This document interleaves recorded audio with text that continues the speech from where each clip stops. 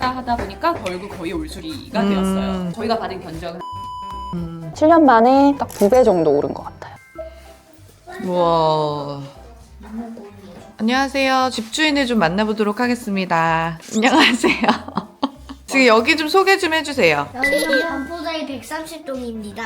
아하. 지금 반포자이. A타입이고 네. 35평 아파트입니다. 이거는 매입을 하신 건가요? 19년도에 매입해서 지금까지 계속 다른 데 살다가 이제 아이 학령기 맞춰서 좀 무리해서 넘어왔어요. 근데 이제 한 20년 차 돼가다 보니까 어느 정도 수리를 해야 될 것 같아서 하다 보니까 결국 거의 올수리가 되었어요. 그래서 지금 어저께 첫 철거를 시작했고 저도 이렇게 철거한 건 처음 보네요. 한번 둘러보시죠. 여기가 이제 화장실이었고. 맞아요. 불이 안 켜지는데 지금. 그리고 거실은 이게 확장이 원래 이렇게 되어 네네, 있는 거예요? 기본이에요. 기본이야? 아. 샤시는 안 고치시고요? 네, 샤시는 그냥 시트지 작업만 하기로 했고 자의 하시는 분들 대부분이 샤시는 다 살린다고 하시더라고요. 워낙 잘 나오기도 했고. 아, 20년 전 건데도 네네, 쓸만한 그래서 거예요? 여기가 보통 지칭하는 말로 경부동이거든요. 네네. 저희가 상가, 경부, 사평동 이렇게 나뉘는데 그래서 사실 문을 닫으면 거의 소음이 없어, 거의. 일단 지금은 샤시가 되게 튼튼한 것 같아요. 소음을 한번 들어보고 싶어서. 너무 뾰족하게 너무 많아요. 아, 이렇게 열면 좀 소음이 있네. 오, 딱 이렇게. 아, 샤시가 좋네요. 예, 예. 네. 아, 여기는 주방이었잖아요. 원래 주방이었고 그러니까 원래 여기 가벽이 있었는데, 요거는 확장 안 해요? 이제 합니다. 아, 진짜? 그리고 나머지는 다 칠 수 있는데 이쪽은 내력벽이라고 하죠. 칠 수 없는 벽이어서 얘네는 살리고 그럼 싱크대가 어디로 들어와요? 싱크대가 이제 여기 정면으로 아하. 들어가고 아, 주방이 엄청 넓어지겠다. 이쪽이 인덕션 맞아요. 인덕션 세탁기 자리. 걱정되는 건 다용도실이 없어서 수납 공간이나 뭐 분리수거 이런 게 가장 지금 이 아파트 수리의 핵심? 문제라고 하더라고요. 그래서 여기에 저희 인테리어 사장님께서는 아주 작지만 소중한 분리수거 잔을 만들어 주신다고 하셨고 저희가 하는 그 인테리어 방식이 거의 이제 요즘에 그 자이 인테리어 하는 부엌 인테리어의 거의 기본이더라. 거의 대부분 그렇게 하시더라고요. 좀 인테리어에서 신경 써서 요청한 부분이 있어요? 저희 사실 처음 시작할 때 가장 핵심은 가성비였거든요. 견적을 진짜 여러 군데 봐서 그래도 저희의 사정을 잘 이해해 주시고 그걸 좀 잘 반영해 주시는 분들이 마음이 많이 가더라고요. 아, 견적은 얼마나 비교했어요? 몇 개? 5개 정도 비교한 것 같고 견적도 있는데 사장님의 어떤 스타일?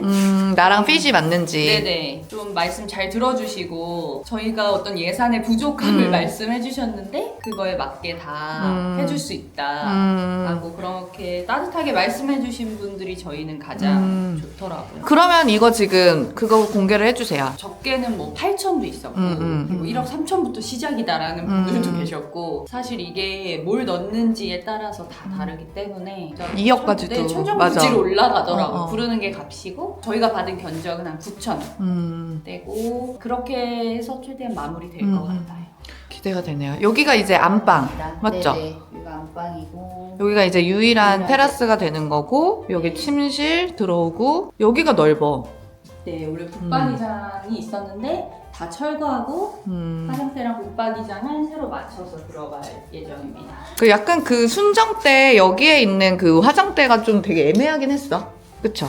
그렇죠. 네, 올드하고. 올드가 있어서 근데 동간결이도 꽤 높네. 그래도 20년 된 아파트여가지고 조경도 지금 겨울인데도 나무도 무성하고. 진짜 좋아요. 여기 이제 이 욕실도 예쁠 것 같아. 네, 이 욕실을 가장 신경 쓰고 있는데 저희가 원래 그 생활 습관 자체가 거의 이전 아파트에서도 안방 화장실만 잘 쓰더라고요. 그래서 가장 신경 쓰고 있는 부분이기도 합니다. 아직도 확정을 안 드려서 많이 죄송스러워요.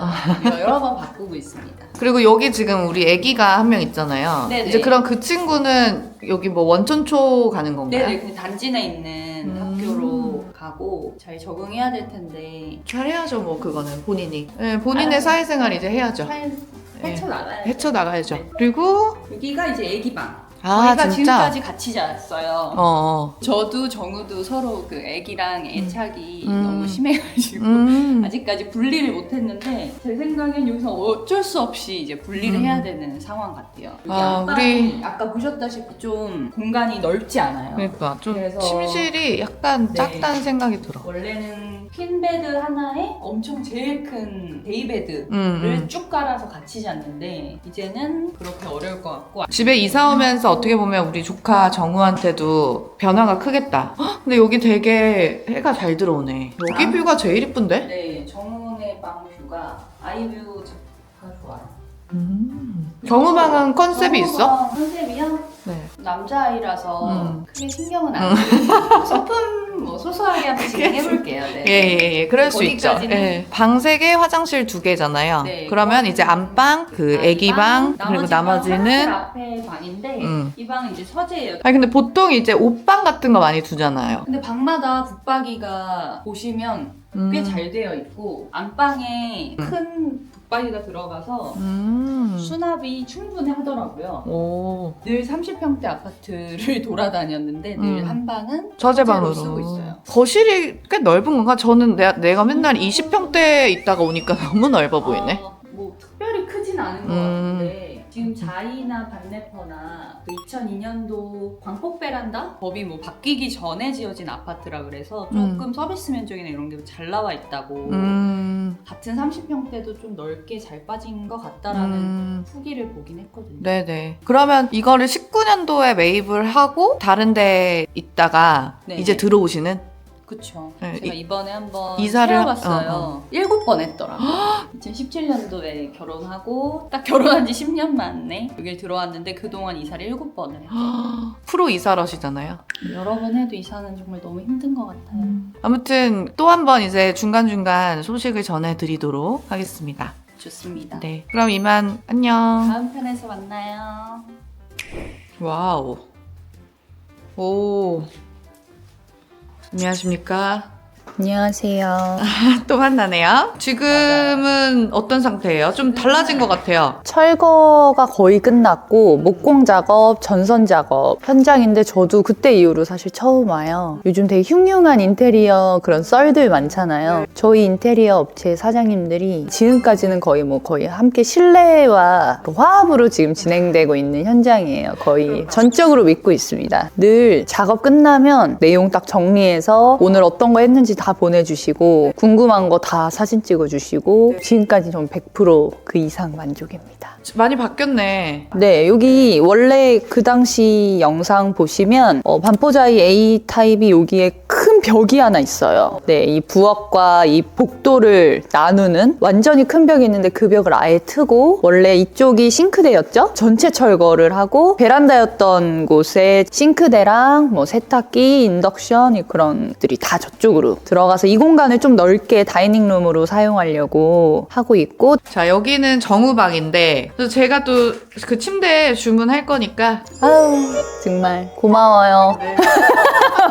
이 집을 이제 2019년 정도에 이제 매입을 했다라고 그때 제가 공인중개사 시험 엄청 열심히 공부할 때거든요. 그리고 부동산 시장이 그 정책이 엄청 많이 나오던 시절로 저는 기억을 합니다. 문재인 정부 때. 그때 이제 매입을 하게 된 어떤 계기가 있나요? 여기를? 한 번 갈아탄다면 진짜 마지막이라는 생각이 약간 공포스러울 정도로 들었던 시기예요. 왜냐하면 자고 나면 몇 억씩 오르고 뭐 집 못 보고 계약하고 줄 서서 집을 몇 팀씩 본다 막 그런 소문이 막 도는 그런 너무나 매수가 활발한 시장이었기 때문에 그래서 그 당시에 저는 흑석동에 이제 풀 인테리어를 해서 여기서 이제 평생을 살겠다라고 해서 그 당시에 흑석 한강 푸르지오라고 몇 년 안 된 집을 인테리어를 해서 살았는데 아이가 태어났어요. 19년도에 이제 올해 8살 된 아이가 그 당시에 태어났고 뭔가 좀 더 좋은 학군에서 키우고 싶다. 물론 서울은 사실 다 너무 좋지만 그러니까 상급지로 가고 싶다는 그 니즈로 어쨌든 시작을 한 거네. 그럼요. 흑석동에 들어갈 때만 해도 흑석동이 너무나 저한테 상급지였고 2년 살고 아이가 태어나고 약간 환경이 환경이 바뀌다 보니까 또 네이버 부동산을 키기 시작했죠. 그래서 다시 매물을 좀 보고 자금 정리를 또 다시 시작하게 되었어요. 저희 집은 엄청 분담이 확실해요. 남편이 일하는 동안 제가 임장을 싹 돌고 저녁에 브리핑 여러 가지 선택지들 중에 이제 줄여서 도곡렉스 20평, 반포자 20평대를 사실 봤죠. 그랬는데 뭔가 사실 계속 30평대 살다 보니까 평수적으로 아쉬운 부분이 있었고 그 상급지로 옮기기 위해서 평수를 줄이려고 고민을 했던 거네요. 그쵸. 그게 상급지 갈아타기에 거의 약간 교과서 같은 내용이에요. 평수를 줄여서 상급지로 보통 갈아타시는데 저희도 그래서 당연히 20평대를 받고 당시에 근데 정말 매물이 없었고 도곡렉스도 있는 매물은 제 기억에 화장실에 하나 반포자이는 형이 좀 특이했어요. 타워형인데 타워형도 처음 보는 스타일의 그런 매물만 있어서 저는 사실 그 집을 하고 싶었거든요. 왜냐면 이 약간 아파트의 타이틀만 보고 가자. 조금 집이 아쉽더라도 그랬는데 남편이 점심시간에 와서 보더니 절대 자기는 이 집 하지 않겠다. 남편의 표정만 보고 부동산 사장님이 탄식을 하셨던 그 정도로 약간 남편이 마음에 안 들어 했어요. 그래서 생각을 했죠. 남편이랑 전화를 하면서 아 그러면 우리는 지금 다 성에 안 차는 것 같다. 우리 전세 살 자신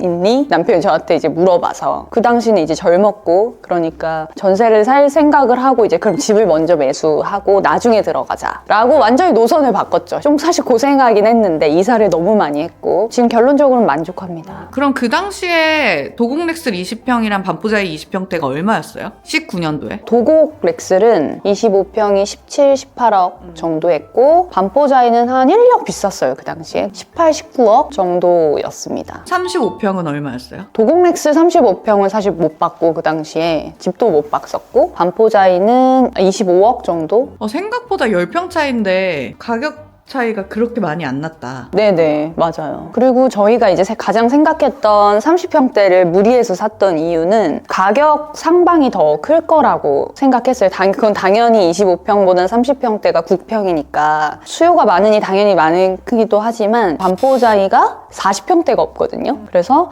25평, 30평, 50평으로 바로 뛰어요. 바로 대형 평수로 가서 그러면 40평이 없으니 50평이 끌어주면 35평이 이제 올라갈 곳이 좀 더 많겠다라는 그런 생각 때문에 투자를 한번 해봐도 되겠다라는 생각이 있었죠. 그래서 지금 얼마 된 거죠? 7년 만에 딱 2배 정도 오른 것 같아요. 좋으세요? 허리띠 졸라 매고 한번 살아봐야죠.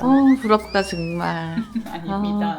이제 집사라고 엄청 얘기를 많이 하시는데 이제 어쨌든 제 주변에서도 제 동생의 이 투자설에 대해서 굉장히 다들 놀라워해요. 저는 이 질문을 꼭 하고 싶습니다. 이렇게 어린 나이에 반자 이제 입주를 앞두고 있는데 본인에게 가장 큰 비결이라고 하면 뭔가요? 그 당시에는 거의 뭐 경주마였어요. 이 상급지로 가기 위해서 막 임장을 다니 아이 낳고 몸도 안 풀렸는데 맨날 그 네이버 부동산을 보면서 거의 뭐 고삐 풀렸죠. 그래서 매일매일 이제 검색하고 시세 같은 거 이제 보고 잠깐 애기 맡겨놓고 바로 뛰어가가지고 집 보고 오고 그 정도로 계속 관심이 있었고 근데 사실 반포는 너무 이 경부를 지나가면서 이제 모든 사람들의 약간 상징성이 있잖아요. 요즘엔 반포에 너무 좋은 아파트들이 당연히 너무 많지만 그래서 약간 꿈만 꾸다가 한번 용기 내서 집을 한번 가보았는데 약간 그래도 지금 타이밍이면 살 수 있겠는데? 라는 약간 느낌이 왔었어요. 근데 그 느낌이 오고 결정을 하기까지는 그 전까지 공부를 이제 많이 했죠. 그리고 가계약금을 보내기 위한 그 마지막 한 끗 그거는 저의 푸시와 남편의 결정력 그러니까 부부의 합심이 아니었으면 사실 너무 큰 금액이기 때문에 그 당시 막 덜덜 떨면서 가계약금을 보냈던 기억이 나거든요. 저희가 집도 안 보는 시대였는데 실제로 제가 집을 안 보고 계약할 줄은 몰랐어요. 25평 집을 보고 이제 남편이 아까 제가 엄청 마음에 안 들어 했다라고 하면 돌아오는 길에 부동산 사장님이 아까 말했던 뭐 35평 한 번 더 생각해봐라. 근데 집은 못 본다. 세입자가 살고 있어서 집은 못 보여주고 계약서 쓸 때 집을 볼 수 있다. 근데 자기 본인이 보고 왔는데 집은 깨끗하다. 하고 정말 집도 안 보고 가계약금을 한 4시간 만에 쌌던 기억이 있었죠. 그날 밤에 잠을 못 잤어요. 가슴이 떨리고 뭔가 실수한 느낌이 들어서 그 당시에는 저도 이제 건물 중개하면 건물 이제 계약금 쏘고 어제 너무 뭐가 홀려서 잘못한 것 같아요 라고 하는 사람들 진짜 많거든, 고객님들. 진짜 약간 홀린 듯이 어제 내가 무슨 짓을 약간 이랬죠, 그 당시는. 얼마나 긴박했냐면 문재인 정부의 모든 그 부동산 정책이 가장 강력했던 12-16 정책, 모든 대출을 15억 이상이면 대출을 모두 막았나? 그거에 이제 마지막 터지기 직전에 정말 긴박하게 해서 다르들 제가 이거를 계약했다라고 친한 사람들한테 얘기했더니 진짜 문 닫고 계약했다라고 말씀하셨죠. 어쨌든 그게 왜냐면- 나오는 거는 모르잖아. 그게 12-16에 나왔지만 요즘도 그렇듯이 그 당시에도 계속 찌라시가 곧 정부 정책이 대대적인 부동산 뭐가 막힌다. 그러니까 집을 못 보고 이제 계약하는. 그리고 집이 나오면 하루 만에 다 나가고 이랬었어요. 다음번에는 인테리어 다 완성되고 나서 한번 집 소개 한번 하러 오겠습니다. 네, 알겠습니다. 아무튼 여러 가지 우리 동생의 근황은 제가 영상을 통해서 간혹 공유 드리겠습니다. 이 영상이 유익하셨다면 좋아요, 댓글, 구독, 알림 설정 부탁드립니다. 모두 부자 되세요. 안녕!